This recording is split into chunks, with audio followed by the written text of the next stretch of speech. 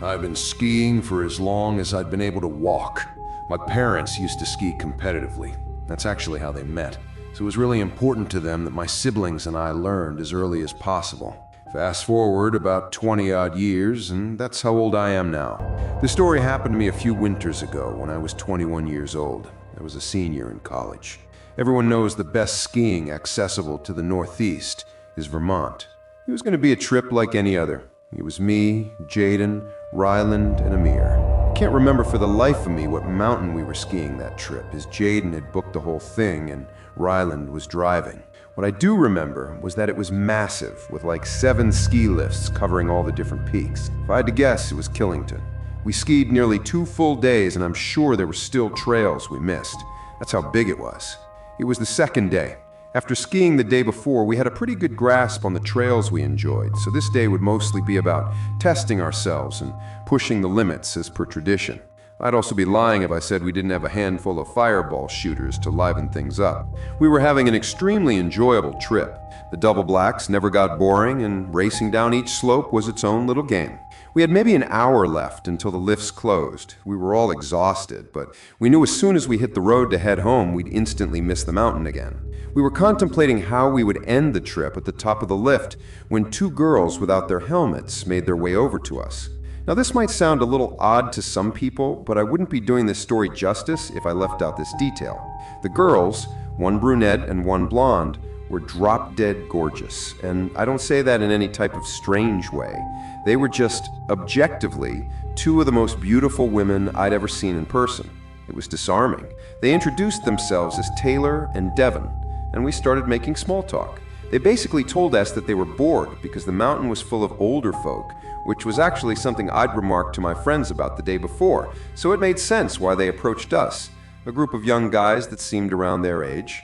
Devon seemed like a really seasoned skier, and she kept asking Amir all these technical questions about his skis. Him and Ryland actually owned their own expensive skis, as opposed to renting like Jaden and I always did, which the girls seemed to be impressed with. Taylor made a comment on our shooters, and we jokingly told them that the alcohol unlocked our true ski potential, or something dumb like that, which they found funny. To our surprise, Devon pulled out an unmarked bottle and taunted us, calling us bitches for sticking to a drink as tame as Fireball. The 4 of us welcomed the challenge and happily swigged some of their bottle, which I could tell sent Ryland a little over the edge. He tends to drink more than he could handle, so this wasn't too surprising. I made a note not to drink too much because something about this whole situation just rubbed me the wrong way. I still had trouble believing that these 2 girls would want anything to do with some dumb kids like us, especially since we were all wearing helmets and our faces weren't exactly visible. Things were going really well, though. Amir was being his usual overly flirtatious self, but Taylor seemed like she was into it, so I didn't complain. I figured we were just going to spend the remainder of our time on the slope with these girls, which I didn't really mind too much. Hell, maybe they knew something we could do after the slopes closed. Just then, Devon asked us if we had skied down a trail called Devil's Forest, a name which I definitely didn't recognize. Our other friend Chase would have had the trail map memorized, as he's literally a walking GPS, but he wasn't with us. We told him we hadn't, and they explained that it was a glade trail that's a little obscure and rarely open. For those who don't know, glades are basically trails that extend in between trees so that you're skiing through a forest. We actually enjoyed skiing glades more than anything else, so this Devil's Forest trail piqued our interest. We told them we were game, and they motioned for us to follow them. We reached a choke point on our skis, and they told us to take them off because we had to walk slightly uphill for a short while. I could tell we were in a relatively desolate part of the mountain, as the snow was perfectly fresh and there was no one around. The thought of an adventure was kind of invigorating, though, so I thought nothing of it. Drunk and curious, we clipped our skis off and followed the girls up the mountain. Amir and Ryland ran ahead, presumably to flirt some more with them, and Jaden and I hung back a little bit to give them some space. As we followed, I could tell Jaden looked a little wary, so I asked him what was on his mind. I'd like to think of us as the rational, level-headed ones in the group. Amir was too unpredictable and impulsive, and Ryland would follow a girl if she led him off a cliff. Jaden said that it was weird that this supposed trail would be inaccessible from a ski lift, which I agreed with, and had never had to walk uphill to reach a trail before. We agreed to just keep a keen eye on things. What could two girls do to a group of four big guys anyway? They led us into the forest, and the terrain finally started leveling out. Jaden and I caught up with the group, and it was apparent that Ryland and Amir had both made considerable progress. Ryland had his arm around Devon, who was smiling and laughing. They pointed in the same direction we had been traveling, which had all of a sudden become a downward slope. I sighed, knowing this was another instance where we could have used Chase's help. He would have known exactly where we were and where this trail would have led. Jaden was still skeptical and asked the girls if they were sure that this was a real trail. They responded yes, and told us that it would also take us right back to the lifts. Before I could say anything, Devon pulled the bottle out again and told us we had to finish it. Amir and Ryland happily took some hefty swigs, but when the bottle got around to Jaden, he said he was drunk enough. As soon as he spoke, I could have sworn Devon's smile became a really angry scowl for a split second, but by the time I blinked, she was smiling again. I must have been the only one to notice, because I looked around at my friends and their expressions were all normal. She put on a seductive smile and batted her eyes at Jaden, asking him nicely. He reluctantly grabbed the bottle, if just to shut her up. By the time it got to me, I put the bottle up to my mouth but didn't actually drink. Everything about this encounter was triggering alarm bells suddenly in my head. I handed the bottle back to Devon, who put it away. I noted that neither girl drank this time around. It dawned on me that I hadn't seen either one of them drink anything this whole time. I checked my phone. Half an hour until the lifts closed. I tried to come up with some excuse for why we couldn't ski this trail, saying that we wouldn't have enough time to get back up and down the mountain to where we had parts. The girls insisted that we'd have enough time and that the lifts were connected on the bottom anyway. Then, without warning, they told us that we were wasting too much time and took off toward the slope, telling us to follow them if we could. Amir and Ryland immediately followed, clearly hoping for a favorable outcome at the bottom. Jaden and I obviously didn't want to, but figured we had no choice but to follow. So that's what we did. I let Jaden lead the way, because after all, this was still a challenging-looking slope, and skiing in the forest is no joke. I'm not sure what I was expecting, but when we made it to the bottom, I was relieved. The four of them were at the bottom of the slope, laughing and flirting like they had been before. Jaden and I caught up with the group, but something was wrong. There wasn't a lift in sight. We were still surrounded by forest on all sides. I sternly asked the girls where the lift was, and they told me to stop worrying and that it was close by. Then they'd say they'd take us there in a few minutes. I relaxed a little, assuming that I was worried this whole time about nothing. As I was rubbing my eyes, I heard a distinct thump in the snow. I opened them to see Ryland, who was literally passed out on his back in the snow. The girls left, calling him a lightweight, but I could tell it was more serious than that. Before I could even react, Amir slumped over too. I started freaking out, and I rushed over to them, unclipping my skis. I thanked my lucky stars that they seemed to be breathing normally, but I was beyond horrified. Jaden took a step toward the girls, asking them what the hell was going on. They seemed genuinely shocked, saying they have no idea what was wrong.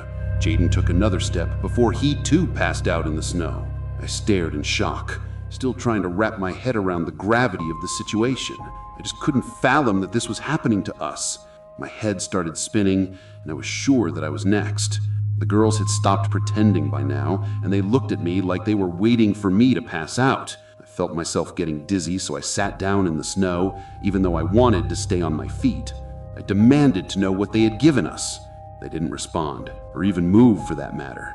I yelled at them over and over again, but they still didn't react. I wanted to get up, but I quite literally couldn't stand.